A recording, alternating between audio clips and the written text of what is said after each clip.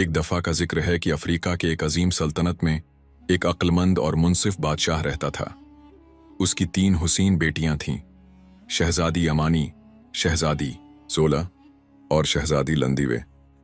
अगरचा वो अपनी खूबसूरती के लिए मशहूर थीं, मगर उनकी नादानी भी ज़बान ज़द आम थी।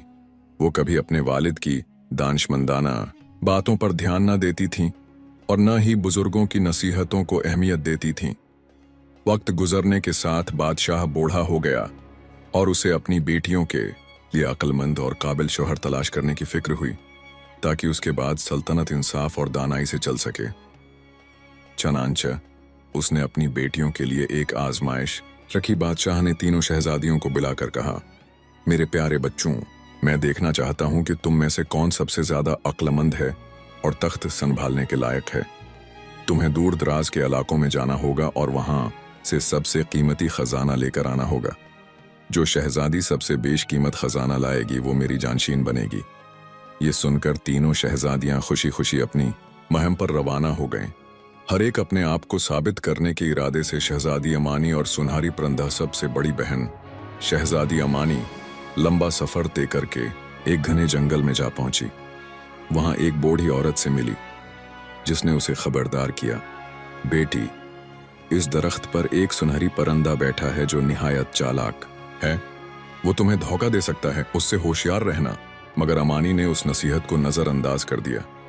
जब वो सुनहरी परंदे के पास पहुंची तो परंदे ने कहा, ऐ शहजादी, तुम बहुत अक्लमंद हो जो मुझे ढूंढ निकाला, मगर मुझे ले जाने के लिए तुम्हें मेरी पहेली का सही जवाब देना होगा।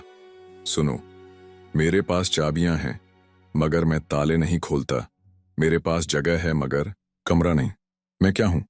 अमानी सोच में पड़ गई, मगर वो अक्लमंद न थी। उसने गलत जवाब दिए।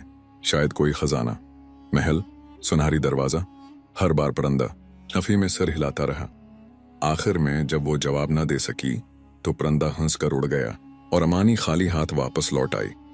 शहजादी ज़ोला और बोलता हुआ ढूल दूसरी बहन शहजादी ज़ोला एक बड़े बाजार में पहुंची, जहां उसे एक जादुई ढूल के बारे में मालूम हुआ जो न सिर्फ मीठा मौसीकी बजाता बल्कि मुस्तकबल भी बता सकता था। उसने सोचा, यकीनन ये सबसे कीमती खजाना होगा। जब वो ढूल के मालिक के पास पहुंची तो बूढ़े शख्स ने कहा, अगर तुम इस ढूल को सही तरीके से 3 बार बजाओ तो ये अपनी जादुई ताकत जाहिर करेगा, लेकिन अगर गलत बजाया तो बदकिस्मती तुम्हारा मकदर बन जाएगी। ज़ोला ने बगैर सोचे समझे ढूल बजाना शुरू कर दिया, लेकिन वो उसे सही तरीके से न बजा सकी और ढूल से एक खौफनाक शोर निकला। अचानक ज़ोला पर बदहवासी तारी हो गई। वो रास्ता भूल गई और कई दिनों तक जंगल में भटकती रही, यहां तक कि थकी हारी वापस महल आ गई, वो भी खाली हाथ। शहजादी लंदीवे और हिकमत का पत्थर सबसे छोटी बहन शहजादी लंदीवे एक दूर दराज पहाड़ पर जा पहुंची, जहां उसे एक दाना औरत मिली। वो औरत बोली, सच्चाई और हिकमत ही सबसे बड़ा खजाना है। अगर तुम उस पहाड़ की चोटी तक पहुंचो तो तुम्हें अपना खजाना मिल जाएगा। लंदीवे ने अपने बहनों के ब्राकस नसीहत सुनी और पहाड़ चढ़ना शुरू कर दिया। रास्ता दुश्वार था, तेज हवाएं और थकन उसका इम्तिहान ले रही थीं, मगर वो हिम्मत न हारी। आखिरकार चोटी पर उसे एक छोटा सा पत्थर मिला। हैरानी से उसने सोचा, ये कैसे खजाना हो सकता है? हवा ने सरगोशी की, उसे दिल के करीब रखो और सुनो। जैसे ही उसने ऐसा किया, अचानक उसे दरिया, दरख्तों और हवा की जबान समझ आने लगी। वो कुदरत के राजों से आगाह हो गई और दानाई उसके दिल में उतर गई। तब उसे समझ आया कि हिकमत ही सबसे बड़ा खजाना है।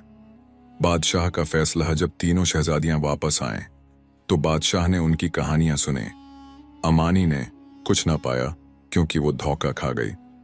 ज़ोला ने अपनी बेसब्री और तकब्बुर की वजह से गलती की, मगर लंदीवे ने हिकमत हासिल की जो सारी दौलत से बढ़कर थी। बादशाह ने कहा, बेटी, तुमने सबसे कीमती खजाना हासिल किया है।